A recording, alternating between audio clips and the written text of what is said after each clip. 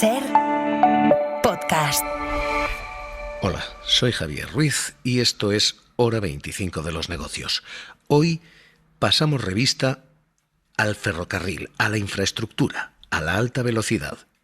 Caos ferroviario, verdades y mentiras. Teníamos previsto llegar hace 40 minutos, más o menos, y entonces pues nada, tuvimos un retraso porque se supone que Adif tenía apagón en todas las señales. Pues vamos, la verdad que es un desastre. Pues yo cogía el tren antiguamente y cuando llegaba el tren tarde te pagaban el billete. Unos 40 minutos, ¿no? Ha sido Otro día de caos ferroviario entre interrogaciones. Iba a ser, al final fue solamente una horita que bien. Visto lo visto, yo pensaba que no llegaba para comer, pero... Y no, vamos para Asturias, así que vamos corriendo para Atocha, así que gracias. Caos ferroviario. Esta es la pregunta hoy. Hoy hacemos radiografía del tren, lejos del ruido político, que es mucho, y en un país en el que el tren es muy mucho. La inversión en tren es masiva en España. España tiene, antes de que empecemos a analizarlo, 16.000 kilómetros de red ferroviaria. Tiene 4.000 kilómetros de alta velocidad. Es la red de AVE más extensa de toda la Unión Europea. Es la segunda red más extensa del mundo, solo por detrás de China, un país cuyo tamaño es obviamente considerable.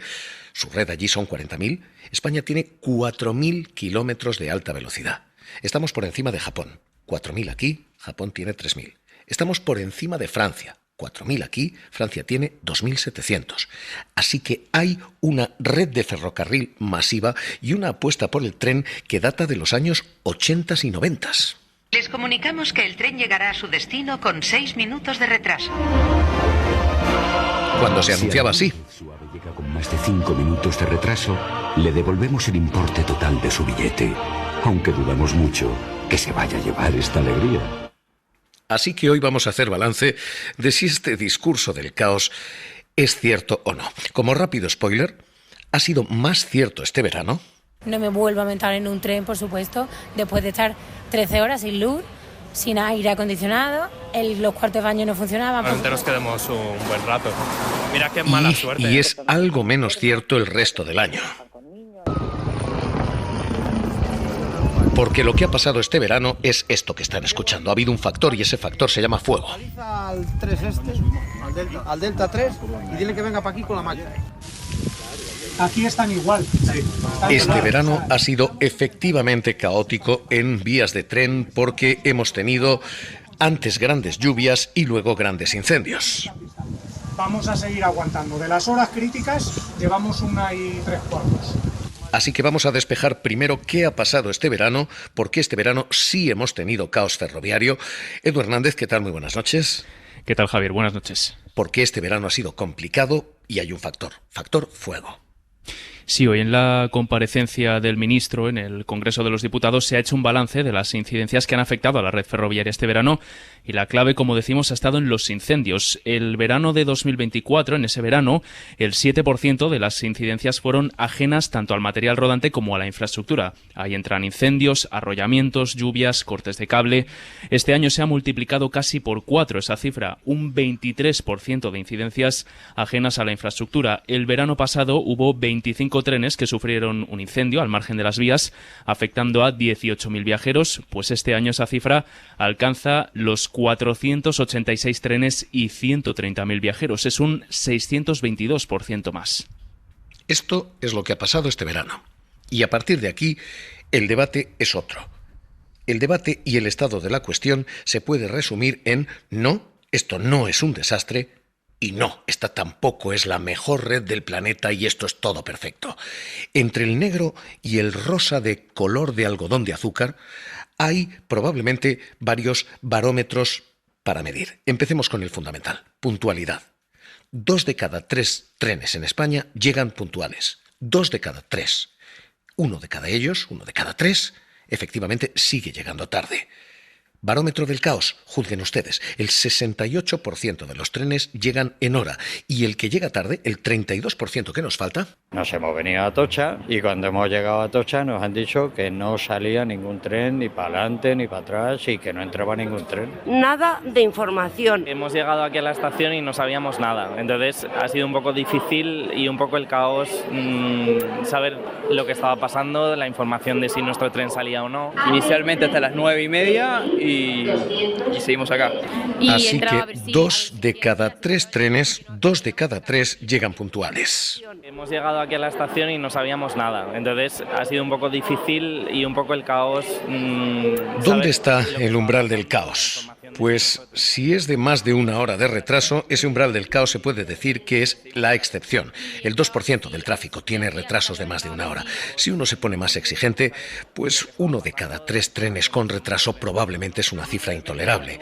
Fomento asegura que la ratio de puntualidad de Renfe es la segunda mejor de Europa, que solo estamos por detrás de Suiza y que el retraso medio este año ha sido de 6,2 minutos. Hoy el ministro Óscar Puente dice el retraso medio es muy escaso.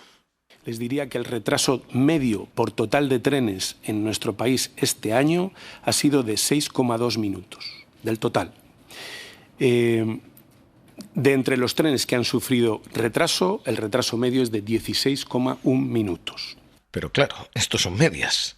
Si el mío no se retrasa nada y el tuyo se retrasa 2 horas, probablemente nuestras percepciones van a ser muy diferentes. Así que, barómetro ahora mismo, 2 de cada 3 trenes llegan puntuales, 2 de cada 3 son la norma, 1 de cada 3 es una excepción muy escalonada, con distintos niveles de retraso. ¿Y por qué esta imagen de caos entonces? Pues la sensación es una cuestión de 1, volumen, hay muchísimos más pasajeros usando el tren, 2, de inversión. Llevamos 20, casi 30 años sin la inversión suficiente, así que es el cóctel perfecto para esta sensación de caos, más pasajeros y peores infraestructuras. Empecemos por lo primero, el uso. El uso del tren efectivamente está disparado. Desde el año 2006, desde cuando se liberaliza la estructura ferroviaria, desde que entran Ouigo, Irio, desde ese momento hemos pasado de tener 76 frecuencias por tramo a tener 118. El número de convoys prácticamente se ha duplicado y el número de viajeros se ha duplicado, sin prácticamente. Hemos pasado de 11 a casi 20 millones de viajeros. Así que lo que tenemos aquí, Edu, es fundamentalmente un uso del tren absolutamente masivo ahora mismo. Sí, porque según datos del INE y de la CNMC, hasta junio de 2025 en España se han movido en alta velocidad 21,6 millones de pasajeros. Son 8,2 millones más que lo que se movió en 2021 en total, que fue el año en el que Ouigo empezó a prestar servicios como tal y Renfe sacó la marca Low Cost Tablo para hacerle la competencia. Irio lo hizo en 2022 y entonces se movieron 23,7 millones. Si cogemos el récord que marcamos en 2024, 39,6 millones de pasajeros en alta velocidad, pues es un 77,2% más respecto a antes de la pandemia en 2019 y un 67,1% más respecto a 2022, cuando todos los operadores ya estaban rodando por España. Los corredores que más han crecido este año son el Madrid-Sevilla y el Madrid-Alicante. Este es el elemento 1. Hay muchos más viajeros. Lógicamente, cuando hay un problema, si hay muchos más trenes, hay muchos más tapones. Y este es el elemento 2. Falta inversión en infraestructuras. España es el 4º país que menos ha invertido en su red de ferrocarriles en la Unión Europea. España gasta 2.900 millones. Francia gasta 11.000. ¿Recuerdan cuando decíamos al principio España tiene más red que nadie? España tiene el doble de red que Francia. Bueno, pues tenemos el doble de red que Francia, pero gastamos una tercera parte de lo que gasta Francia, teniendo el doble de vía. Así que la segunda parte de esta coctelera es que falta inversión en infraestructuras. Y eso lo denuncian desde los pasajeros hasta los operadores Ouigo en Valenzuela. Y que es una situación, desde el punto de vista del ciudadano y de los operadores, es una situación inédita e inaceptable. Y entonces creo que ha llegado un momento, el gran reto, creo que tenemos los operadores y Adif, el gestor de infraestructura, que es el gran coordinador de este sector, porque todos estamos utilizando la misma infraestructura, pues el reto de corto plazo es un plan de choque de la resiliencia. Ha faltado gasto y ha faltado planificación, y el Ejecutivo lo admite. El ministro Óscar Puente admitía hoy, falta efectivamente gasto. Tenemos un material rodante en el último tramo de su vida útil, con una media de antigüedad superior a los 20 años. Me lo han oído decir muchas veces, lo voy a repetir. Desde el año 2008 no entra en nuestra red un tren de cercanías, desde el año 2010 no entra o no entraba, hasta el año pasado, ningún tren de media y larga distancia. Por tanto, estamos hablando, en el caso de cercanías, de 17 años sin que se incorpore ningún tren nuevo a nuestra red, y en el caso de la media y larga distancia, 15. Aunque es verdad que ha faltado gasto y ha faltado también planificación. Ahora se va a gastar, sí, todo de golpe. Tenemos que planificar una compra de flota, tenemos que hacer un plan de flota que no se mueva a base de impulsos. No podemos tirarnos 15 años sin incorporar trenes y luego de repente incorporar 400, porque además, bueno, pues eso supone que toda la flota entrará en obsolescencia más o menos en el mismo momento. Y esa falta de inversión, Edu, es la que ahora se está intentando corregir, también a alta velocidad. Sí, lo que se está haciendo es corregir la falta de inversión no solo del anterior gobierno, sino también de los 4 primeros años del gobierno actual, que estuvieron marcados también por el COVID. La inversión cae drásticamente en 2013, un 55% en alta velocidad y un 11% en red convencional. A partir de ahí apenas se va moviendo a lo largo de los años, y no es hasta 2022 cuando se empieza a volver a invertir en ambas redes, con 1.553 millones en alta velocidad y 858 en red convencional. Si miramos el último dato, en 2024 se ejecutó una inversión total de 4.500 millones de euros en ambas redes, 2.500 en alta velocidad. Es un nivel de inversión que no tocábamos desde el año 2011. Así que, vistas, puntualidad. 2 de cada 3 trenes llegan puntuales, 1 de cada 3 llega tarde. Juzguen ustedes. Inversión, un retraso muy considerable, pero aumento de pasajeros, un éxito más que sobresaliente. ¿Es esto un caos? ¿Es una red con tensiones? Desde luego. ¿Es un caos y una España no funciona? No, de ninguna manera. Y eso es lo único que podemos tener más o menos claro, porque el ruido político ha sido fenomenal hoy. Hoy el Partido Popular estaba hablando del apocalipsis ferroviario. El tren ha dejado de ser un transporte fiable en España. 12 de junio, una caída de tensión en Chamartín provoca la paralización total del servicio casi 18 horas. Y es cierto que ha habido incidencias, y es cierto que ha habido problemas, y el gobierno estaba hablando de un cielo color de rosa que tampoco es muy realista, y cargando incluso contra el Partido Popular. Lo ha hecho el presidente de Renfe, lo han hecho sus distintos directivos. Álvaro Fernández Heredia decía. Y esto lo digo porque a mí a veces observo que los que fueron responsables de aquellas decisiones ahora celebran con cierta algarabía cada incidencia hablando del caos ferroviario. Y bueno, yo creo que un mínimo de responsabilidad exigiría al menos que pidieran disculpas por la situación que han acabado generando. Así que luego, entre este cielo y este infierno, probablemente estamos en un relativamente buen purgatorio. Hay un termómetro más con el que medir todo esto, y es el termómetro de los precios. Saque sus billetes en un día azul. Saque sus billetes en un día azul. Esta es la publicidad de Renfe en los años 80, cuando había que buscar aquellos días azules para encontrar billetes baratos. Lo cierto es que en materia de precios, el tren es un éxito. Los precios han caído después de la liberalización ferroviaria un 41%, valen prácticamente la mitad. El Madrid-Barcelona, que antes costaba 81 euros, cuesta ahora 46. Es una caída del 43%. El Madrid-Sevilla, que antes costaba 70, cuesta ahora 47. Así que hay un éxito auténtico cuando uno escucha estos anuncios de precios. Bienvenido al tren. Y con todo esto hay una pregunta. ¿Esto es un caos ferroviario? ¿Esto es un infierno ferroviario? ¿O esto es relativamente normal? Ricardo Insa, profesor de ferrocarriles en la Universidad Politécnica de Valencia. ¿Qué tal? Muy buenas noches. Muy buenas. ¿Qué tenemos? ¿Estamos en el caos y el infierno que hoy estamos escuchando en el Partido Popular o en el cielo ferroviario que hoy estamos escuchando en Fomento? Hay 4 aspectos fundamentales que son el económico, legales, administrativos y técnicos. Dentro de los problemas técnicos, repito, no solamente consiste en invertir en una renovación de una vía o en comprar vehículos, sino que hay que tener una visión mucho más compleja, mucho más completa y mucho más amplia. Entonces, pues hay que intervenir en infraestructuras, por supuesto, hay que intervenir en material, hay que comprar material. No sirve de nada intervenir en una cosa y no en la otra. O sea que hay que intervenir de una forma global y de una forma que esté estructurada, ¿no? Hay que intervenir en el personal. Hay falta de personal en algunos casos. Es distinto el problema, por ejemplo, de cercanías, de largo recorrido o de mercancías, es muy distinto en cada caso. Y hay un problema de gestión.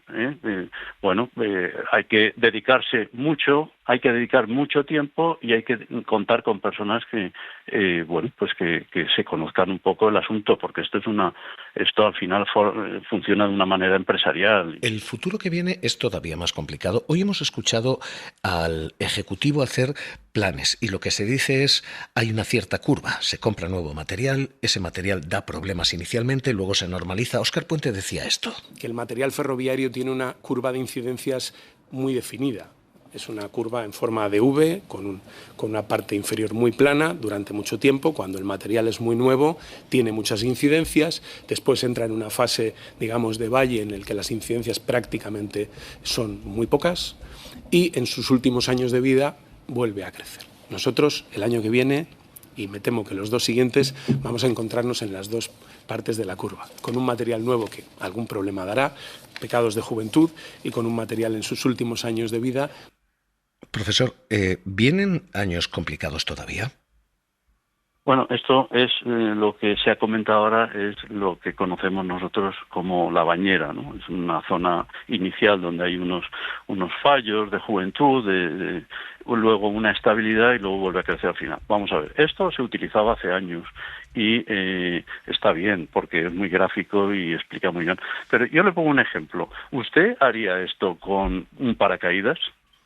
Entonces, ¿a qué voy? A lo que voy es que es verdad que al principio hay una maduración del sistema, pero eso hay que hacerlo en pruebas. Usted no puede probar y ver qué defectos o qué problemas aparecen con la gente dentro. Usted tiene que hacer unas pruebas previas y cuando ya está suficientemente maduro el sistema, pues ya lo pone a funcionar. Y al final, pues le aparecerán efectivamente problemas porque irá madurando, irá con el tiempo, irá empeorando un poquito, aparecerán cosas que no están previstas, pero para eso está el mantenimiento y para eso está la previsión de compra de material. El material no se compra cuando hay problemas con el material, sino antes de que empiecen a aparecer los problemas hay que tener la previsión hecha y eso es la gestión, eso es un poco la gestión. Que yo no digo que sea fácil, yo sé que esto es muy difícil porque hay que atender muchos aspectos. Ya he dicho que el sistema es muy complejo, entra de todo, todas las tecnologías que se le puedan ocurrir entran ahí. Pero una de las cuestiones es la gestión. Pues profesor de Ferrocarriles de la Universidad Politécnica de Valencia, Ricardo Insa, gracias por estar con nosotros aquí en la SER. Un abrazo. Muy bien, gracias. Hasta luego. Hoy esta es la situación, hoy esta es la radiografía y hoy estas las disculpas. ¿Por qué? Porque Renfe sigue diciendo... Pedir disculpas a nuestros usuarios y a nuestros viajeros y a nuestras viajeras. Pedir disculpas porque somos conscientes, más que nadie, que cuando se produce una incidencia en un tren, cuando se produce un retraso... Hoy radiografía entre ese infierno y este cielo, entre esos mitos y esta realidad, entre las muchas mentiras y algunas verdades que se siguen oyendo en el ferrocarril. Para no perderte ningún episodio, síguenos en la aplicación o la web de la SER, Podium Podcast o tu plataforma de audio favorita.